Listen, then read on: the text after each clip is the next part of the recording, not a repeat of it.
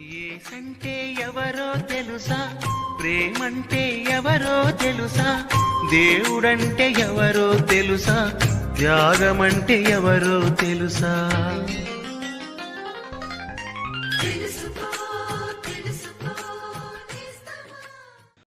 ప్రభు అయిన యేసుక్రీస్తు అతి శ్రేష్టమైన నామంలో మీకందరికీ వందనములు.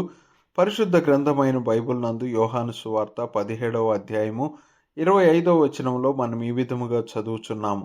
నీతి స్వరూపుడవగు తండ్రి, లోకము నిన్ను ఎరుగలేదు, నేను నిన్ను ఎరుగుదును, నీవు నన్ను పంపితువని వీరెరిగి ఉన్నారు.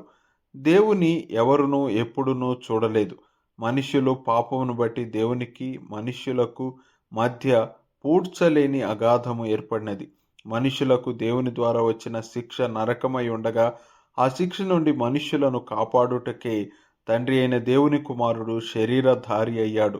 కృపాసత్య సంపూర్ణుడుగా మన మధ్య నివసించాడు. ఆయన యందు దేవత్వం యొక్క సర్వ పరిపూర్ణత ఉండగా, ఆయన మానవుల మధ్య దేవుని యొక్క గుణలక్షణాలను, ప్రేమను, న్యాయమును ప్రకటించాడు.